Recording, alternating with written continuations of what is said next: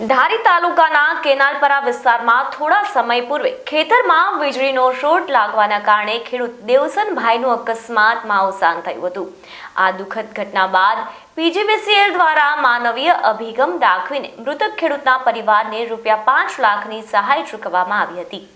આ સહાય વિતરણના કાર્યક્રમમાં ધારી, બગસરા અને ચલાલાના ધારાસભ્ય જેવી કાકડિયા, તાલુકા પંચાયતના ચેરમેન બાબુભાઈ વાળા, બીસુભાઈ વાળા અને પીજીવીસીએલના અધિકારી એસટી ગરાસિયા સહિતના સ્થાનિક આગેવાનો ઉપસ્થિત રહ્યા હતા।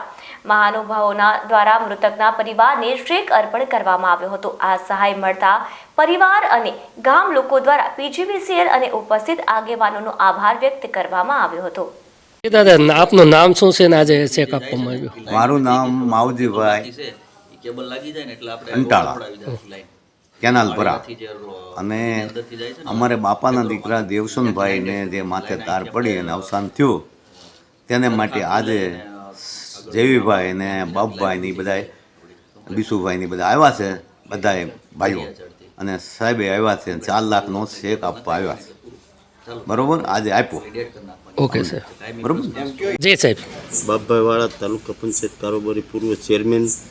મારા મત વિસ્તાર કેનાલપરામાં એક ખેડૂતનું 1.5 મહિના પહેલાં અકસ્માત થયું હતું, ત્યારે ટૂંકા સમયમાં એમને ₹1 લાખ આપ્યા હતા અને આજની તારીખમાં ₹4 લાખ આપ્યા। ધારાસભ્ય શ્રી જેવીભાઈ કાકડિયા સાથે હતા, અમારા પીજીવીસીએલના સાહેબ સાથે હતા અને ખેડૂતને ઘરે જઈને ₹4 લાખનો ચેક આજે આ વિતરણ કર્યો છે।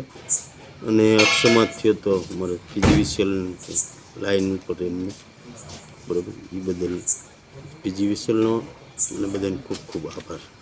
જી સાહેબ, આપનું નામ શું છે? આજે ચેક આપવામાં આવ્યો, શું કહેશો? મારું નામ એસટી ગરાસિયા, નાયબ ઇજનેર, ચલાલા સબ ડિવિઝન। આજ રોજ અમે જે દુર્ઘટના બની હતી દેવચંદભાઈ પોલરાને જે વીજ અકસ્માત નડેલ હતો, જે સંદર્ભે અમે તેમને ₹1 લાખનો ચેક છે તે પ્રાથમિક સહાય પહેલાં ચૂકવી દીધેલ હતી।